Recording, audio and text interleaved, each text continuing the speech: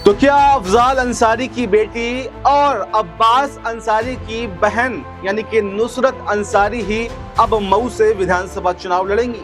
और क्या अब समाजवादी पार्टी के टिकट पर ही यहां पर अंसारी परिवार आने वाले समय में चुनाव लड़ता हुआ दिखाई देगा? और क्या सुभाषपा का यहां से बाइकआउट जो है वो अब होने वाला है? और क्या ओपी राजभर को अब्बास अंसारी का समर्थन न करना बड़ा भारी पड़ने वाला है? और क्या मुसलमानों का जो वोट बैंक है वो भी अब ओपी राजभर से छिड़क जाएगा? जी हाँ, नमस्कार दोस्तों, नेक्स्ट 9 पॉलिटिकल बाइट पर आपका बहुत बहुत स्वागत है और मैं हूं आपके साथ वफा अब्बास। इस वक्त की सबसे बड़ी खबर मऊ से आ रही है क्योंकि अब्बास अंसारी जो 2022 में सुभाषपा के टिकट पर चुनाव लड़े थे और विधायक बने थे, उनकी विधायकी रद्द कर दी गई है।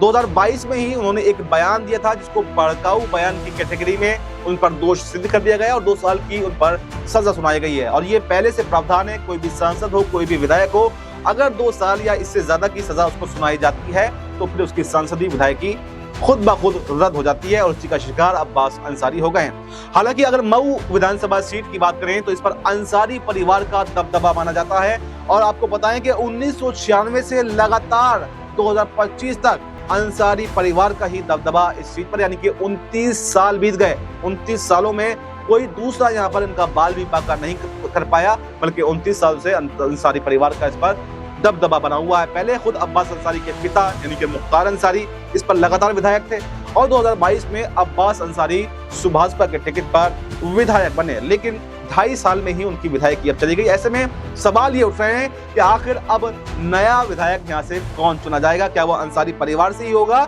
या फिर अंसारी परिवार के समर्थन से होगा? क्योंकि अंसारी परिवार इन दिनों मुश्किलों में घिरा हुआ है। अगर बात कर लें मुख्तार अंसारी तो वो तो इस दुनिया से छोड़कर चले गए हैं। मुख्तार अंसारी की पत्नी अफशा अंसारी, उन पर भी गैंगस्टर एक्ट के तहत मुकदमा चल रहा है जिससे उनका विधायकी का चुनाव लड़ना तय नहीं, बल्कि वो फरार चल रही हैं। इसके अलावा अब्बास अंसारी की विधायकी चली गई, सजा याफ्ता हो गए।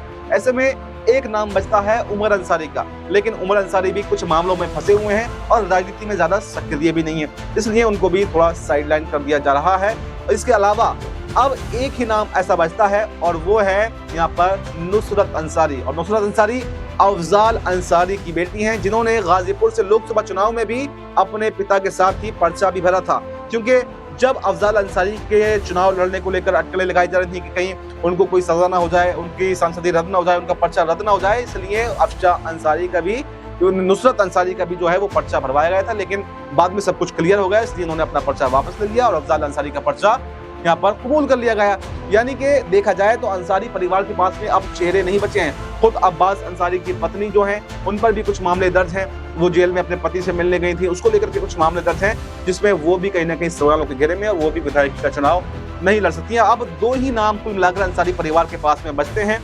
एक नाम तो नुसरत अंसारी का है या फिर उमर अंसारी, जो भले ही सक्रिय ना हो लेकिन वो चुनाव चाहें तो लड़ सकते हैं। तो ये देखना अब काफी दिलचस्प होने वाला है कि अखिलेश यादव आखिर किस पर भरोसा जताते हैं और अंसारी परिवार के अंदर क्या सहमति बैठती है। क्या नुसरत अंसारी इस सीट से विधानसभा चुनाव लड़ेंगी? क्योंकि नुसरत अंसारी काफी ज्यादा पॉपुलर हैं, काफी ज्यादा मशहूर हैं, काफी ज्यादा पढ़ी लिखी हैं, अपने भाषणों से जनता को लुभा देती हैं और खासकर से महिलाएं तो उनकी दीवानी हैं। जिस तरह से अगर कहें इकरा हसन जो पहली बार संसद का चुनाव लड़ती हैं, वो काफी ज्यादा पॉपुलर हो जाती हैं, फेमस होती हैं। ठीक इसी तरह से नुसरत अंसारी भी उस मऊ विधानसभा सीट पर फेमस है और दबदबा तो अंसारी परिवार का है ही।